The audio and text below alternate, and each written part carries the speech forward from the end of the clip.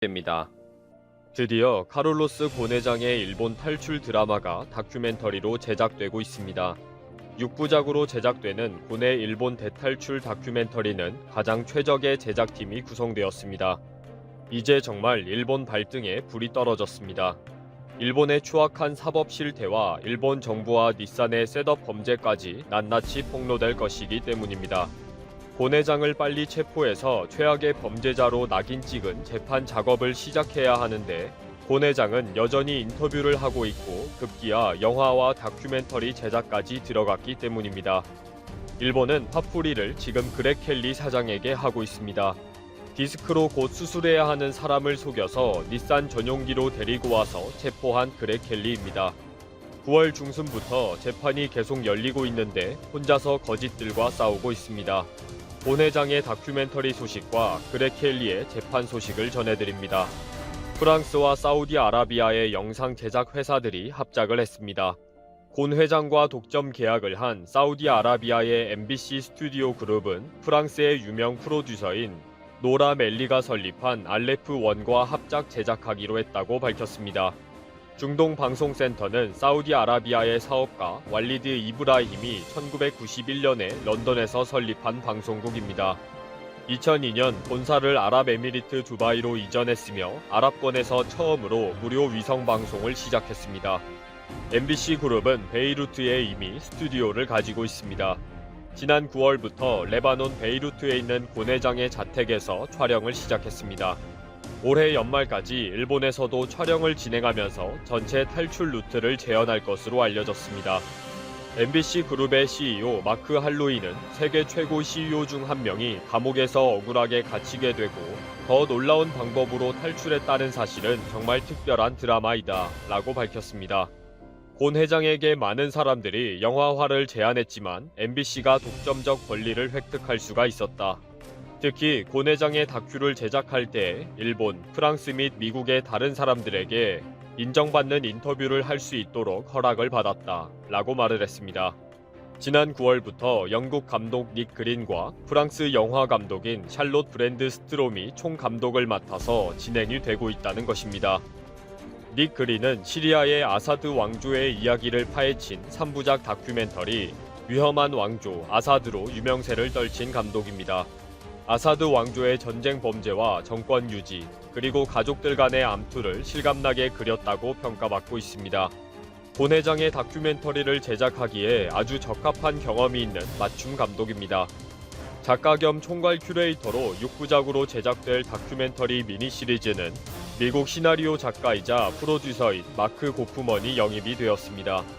마크 고프먼은 미국 대통령과 보좌관들 간의 미묘한 정치적 긴장 관계를 그려낸 드라마 웨스트 윙 시리즈, 뉴욕 북쪽에 위치한 슬리피 할로우라는 외진 마을에서 벌어진 의문의 살인 사건을 그린 영화 슬리피 할로우의 작가로 유명합니다. 일본 정부와 닛산의 음모와 곤 회장의 스릴 넘치는 탈출 과정을 그려내기에는 최적의 작가입니다. 전 세계를 뒤져도 곤 회장의 다큐를 제작하는 스텝으로 이렇게 구성하기가 쉽지 않을 정도라고 평가할 만합니다. 마크 할로이는 한 편당 수백만 달러의 예산을 준비하고 있다 라고 밝혔기 때문에 전체 예산은 500억 원이 될 것으로 예상하고 있습니다. 또 이번 곤 프로젝트가 앞으로 할리우드와 유럽에서 최고의 국제적인 인재들과 함께 일하겠다는 의지를 나타낸다. 회사의 이미지를 바꿀 수 있는 대형 프로젝트로 진행하고 있다 라고 밝혔습니다. 내년 초가 되면 전 세계에서 6부작 곤 회장의 다큐멘터리를 볼 수가 있을 것입니다. 일본의 국가 이미지는 완전히 바닥을 칠 것입니다. 뭘 해도 안 되는 일본은 이제 곤 회장에게 받은 수모를 일본 국내에 볼모로 잡고 있는 그렉 켈리 전 닛산 사장에게 화를 풀고 있습니다. 28일에 도쿄 지방법원에서 열린 그렉 켈리의 재판에는 일본 검찰과 사법거래에 합의한 그렉 켈리의 전 비서실장인 오누마 도시아키가 나왔습니다. 도쿄지검 특수부는 오누마 도시아키 전 비서실장과 하리나다 전무이사를 불기소 처분했는데 곤 전 회장의 비리를 내부 고발하는 대가로 사법거래를 한 것으로 알려졌습니다. 그렉 켈리의 변호인들은 증인신문에서 검찰과 사법 거래를 하면서 잘못된 증언을 요구받지 않았느냐는 질문을 했습니다. 일본은 사법 거래가 일상적으로 이루어지는 나라입니다. 검찰이 기소를 하면 99% 유죄로 나오는 시스템을 만드는 결정적인 방법이기도 합니다. 일본 검찰은 가장 먼저 가장 가까운 사람을 지목해서 당신은 범죄를 알고 있었지. 방조 및 공범의 혐의가 있다. 저 사람의 죄를 증언해주면 무죄로 해주겠다. 라고 협박하는 것입니다. 그러면 분명한 증인이 나오게 되고 증거도 만들어지게 되는 것입니다. 이런 사법 거래에 대해서는 관례적으로 재판에 불려 나오지도 않습니다. 지금까지 단 한 번도 사법 거래 때문에 재판정에 서서 신문을 당한 사례가 없습니다. 그런데 이번에는 고 회장과 그렉 켈리의 죄를 입증하기 위해 사법 거래의 당사자인 오누마 도시아키가 나온 것입니다. 그만큼 일본 검찰로서는 분명한 증언과 증거를 공개적으로 확인해야 하는 다급한 상황이기 때문입니다. 이에 대해 오누마 도시아키는 검찰의 요구 때문에 거짓말을 한 것은 절대 없다. 변호사가 진실을 이야기하면 사법 거래가 성립될 것이라고 안심을 시켜줬다. 그래서 나는 진실을 말했고 다행스럽게도 불기소가 되었다. 안심했다. 라고 말했습니다. 자신은 2018년 10월 9일에 닛산의 부사장들이 찾아와서 곤 회장이 레바논과 브라질에 있는 회사 부동산을 개인적으로 사용한 것을 알고 있다. 알고 있는 사실을 검찰에 이야기해주면 좋겠다. 라는 요구를 받았고 그래서 개인적으로 사용한 것을 묵인한 것에 대해 양심이 찔려서 검찰에 솔직하게 말을 할 수밖에 없었다. 라고 말했습니다. 그렉 켈리는 곤 회장의 범죄를 도운 죄로 기소하면서 최측근은 풀어주고 증인으로 채택하는 것은 앞뒤가 맞지 않는 중대한 이해 충돌이라고 비판했습니다. 그렉 켈리는 무죄를 주장했고 이 내용은 미국 CNN을 통해 즉각 알려졌습니다. 그렉 켈리는 닛산과 일본 검찰의 주장은 말이 되지 않는다. 퇴임 후 보상 금액은 실현되지도 않은 일이다. 그리고 1990년 후반 닛산이 어려울 때에 곤 회장을 영입하기 위한 제안이었다. 만약에 그때 퇴임 후 보상 규정을 제시하지 않았다면 곤 회장은 더 좋은 고임금 자리를 선택했을 것이다. 라고 밝혔습니다. 그리고 실제 곤 회장은 다른 임원들보다 총 급여는 낮게 받았다. 단지 닛산을 성공적으로 자리를 잡게 한 후에 제대로 된 보상을 받고 싶어 했다. 나는 이 보상 방법을 고민하고 결정했다. 이 모든 사실은 닛산의 임원들도 알고 있는 사실이다. 범죄 혐의는 검찰과 오누마 도시아키 전 비서실장, 하리나다 전무이사와의 거래에 의해 조작된 것이다. 라고 강력하게 반발했습니다. 그렉 켈리가 아무리 무죄를 주장하고 명백한 증거들이 있어도 일본 정부는 무조건 유죄를 받게 할 것입니다. 곤 회장의 도피가 범죄이다. 라는 주장을 계속해야 하기 때문입니다. 유죄 판결을 받을 경우 그렉 켈리는 징역 15년 또는 벌금 8천만 엔, 약 8억 7천만 원을 선고받을 것입니다. 그렉 켈리의 가족은 미국에 있습니다. 디스크 수술을 앞두고 있었는데 급한 일이 있다고 회사 전용기를 보내는 바람에 수술을 잠시 미루고 일본에 왔다가 체포되었습니다. 다다미 감옥에서 베개와 조 바이든 미국 민주당 대선 후보가 미국 대선을 닷새 앞둔 29일 개최 캡시더라며 한미동맹 강화를 강조하는 동시에 미국에 사는 한인들에게 강력한 지원 의사를 밝혔다.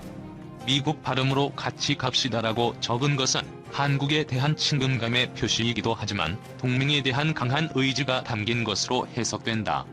바이든 후보는 이날 연합뉴스에 더 나은 미래를 위한 희망이란 제목의 기고문을 보내 지역의 강력한 동맹이라고 규정하면서 자신이 차기 미국 대통령이 되면 무모한 협박으로 한국을 갈취하기보다는 동맹을 강화하면서 한국과 함께 서겠다고 말했다.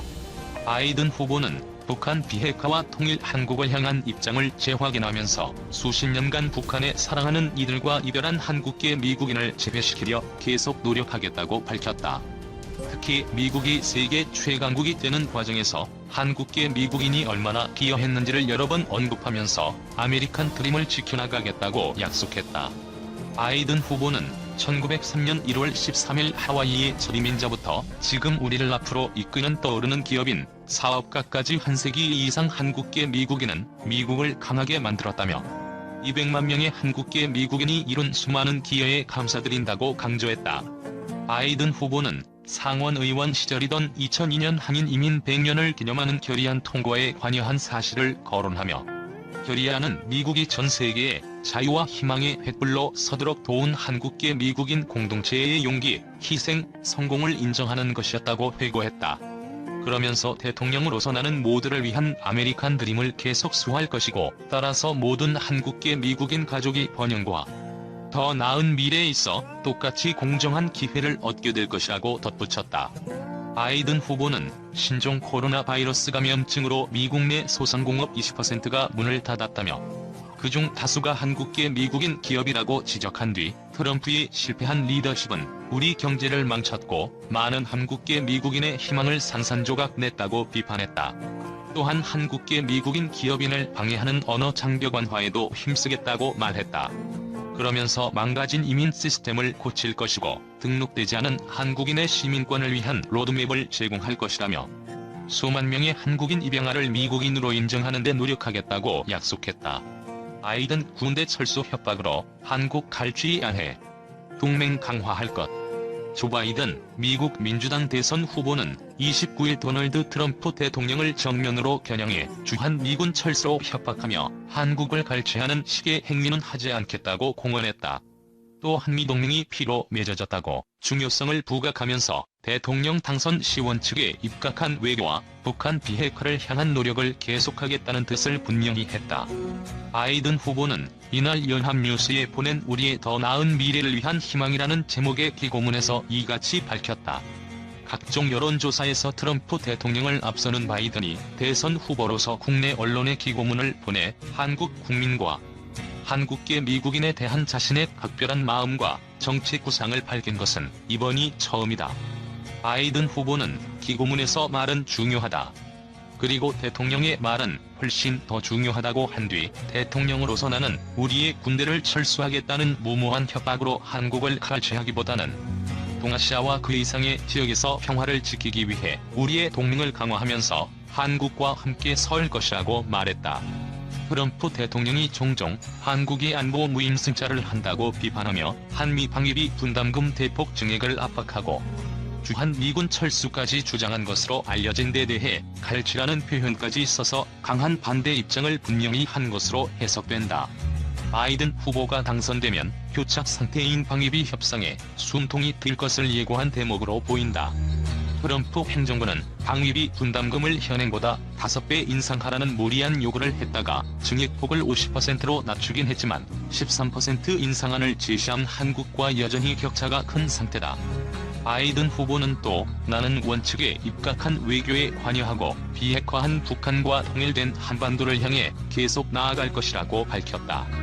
그는 기고문에서 구체적인 비핵화 해법을 부연하지 않았지만 원칙에 입각한 외교를 언급한 것은 대북 정책에서 트럼프 대통령식의 방법론을 택하지 않겠다는 뜻을 담은 것으로 여겨진다. 바이든 후보는 그동안 트럼프 대통령의 2차례 북미 정상회담을 비롯한 양국 정상의 만남이 북한의 정당성만 부여했다고 비판했다. 그러면서 트럼프 대통령의 톱다운 방식 대신 실무 협상부터 단계를 밟아가는 보텀업 방식을 제시하고 한국, 중국 등 주변국과의 공조를 강조하는 자세를 취해왔다. 다만 그는 지난 22일 대선 후보 TV 토론 때 핵능력 축소에 동의하는 조건으로 김정은 북한 국무위원장을 만날 수 있다고 마해 실질적 성과를 담보할 수 있다면 북미 정상회담도 배제하지 않겠다는 입장까지 밝혔다. 바이든 후보는 북한에 있는 가족과 이별한 한국계 미국인을 재회시키기 위한 노력을 계속하겠다고 언급해 대북 인도적 지원 및 교류에 열려있는 듯한 태도도 보였다. 바이든 캠프의 외교정책 고문인 브라이언 맥견 전 국방부 수석부 차관은 지난 8일 연합뉴스와 단독 인터뷰에서 바이든 후보가 북한 주민에 대한 인도적 지원을 분명히 지지한다고 밝히고 이산가족 상봉 권장 조처를 포함해 한국 정부와 협력할 것이라고 말한 바 있다. 바이든 후보는 기고문에서 한미동맹에 대해서도 각별한 의미를 부여했다. 그는 한미동맹을 피로 맺어진 동맹이라고 표현한 뒤 한국전쟁 이후 성취한 모든 것에 대해 깊은 존경심을 갖고 있다며 한국은 공동 번영과 가치, 안보의 증진, 국제사회의 도전 대처에 있어 강력한 동맹이라고 강조했다. 바이든 후보는 또 200만 명에 달하는 한국계 미국인이 미국 사회를 위해 이룬 셀 수 없는 기여에 감사하다며 닥세 앞으로 다가온 11월 3일 대선에서 자신을 지지해달라고 호소했다. 그는 나는 미국으로 와 열심히 일하는 이민자 가정을 지원하는 데 일생을 쌓아왔다고 한 뒤 이민 시스템 수정, 등록되지 않은 한국인의 시민권 로드맵 제공, 한국인 입양아의 미국인 인정 등을 위해 노력하겠다며 한국 특화형 공약까지 소개했다. 그는 많은 한국인이 고향을 떠나 엄청난 희생을 했고 그래서 자녀들이 아메리칸 드림을 성취할 수 있었다며 나는 우리의 모든 자녀와 손주들의 더 나은 미래를 위해 싸울 것이라고 한 뒤 영어 철자로 한미동맹을 상징하는 문구인 같이 갑시다라고 적으며 기고문을 마무리했다.